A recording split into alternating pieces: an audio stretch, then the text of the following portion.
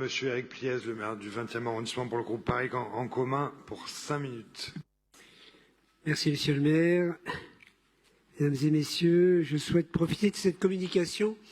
Je vais peut-être aller un peu à rebours de l'intervenant précédent pour souligner l'effort exceptionnel consenti par la ville de Paris en matière de rénovation du parc social à l'heure où malheureusement l'engagement de l'État fait défaut. Début octobre, en clôture du congrès HLM, le ministre annonçait une enveloppe exceptionnelle de 1,2 milliard sur 3 ans pour soutenir la rénovation énergétique du parc social français. C'est une annonce positive. Mais en fait, elle ne représente que 1 000 € par logement à l'échelle du parc social français, en ne considérant que les logements les plus énergivores. Or, à Paris, avec 670 millions d'euros investis dans la rénovation de plus de 63 000 logements depuis 2009, nous mettons sur la table près de 10 000 € par logement, soit 10 fois plus. On l'assume, c'est un investissement à la hauteur de notre ambition pour le climat et la justice sociale.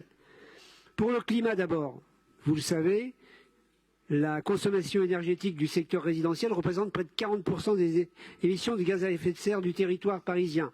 Sans cet effort de rénovation massif, il sera évidemment impensable d'atteindre les objectifs de la stratégie zéro carbone en 2030 et 2050. Et puis un enjeu social, parce que, et nous l'avons souvent dit ici, les économies de charges générées sont précieuses pour les locataires qui en bénéficient en moyenne 400 € par an et par foyer. C'est une bouffée d'air évidemment pour les ménages les plus modestes et les habitants de nos quartiers, notamment de nos quartiers populaires.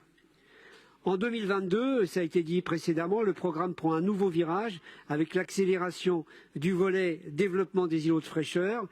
On le sait, là aussi, les plus précaires sont les plus exposés au changement climatique. Ce sont eux qui ne peuvent pas fuir Paris pour aller se mettre au vert en période de canicule. Pour toutes ces raisons, je suis évidemment content que le 20e compte parmi les plus actifs dans cet effort. Depuis 2009, c'est 5 200 logements qui ont été rénovés et 10 000 logements supplémentaires sont en passe de l'être.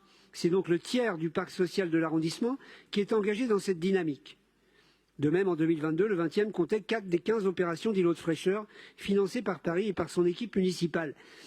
Et je dois dire que pour accélérer, les moyens sont là, mais par ailleurs, pour accélérer, il faut aussi qu'on ait de quoi reloger les habitants dans la période intercalaire. Et pour ça, il faut qu'on continue à développer nos programmes de logements sociaux, comme Jacques Baudrier a pu le rappeler précédemment.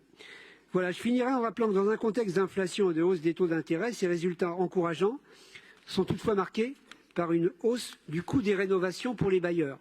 Nous demandons donc à l'État un plan de soutien national à la rénovation dans le parc HLM, au-delà des premières annonces faites lors du congrès HLM, pour que les bailleurs puissent tenir leurs objectifs de rénovation énergétique et de justice sociale. Oui, il n'y a pas que Paris qui peut participer. Et j'ajouterai, et je terminerai là-dessus, nous défendons également un tarif social de l'énergie pour les locataires de nos parcs HLM.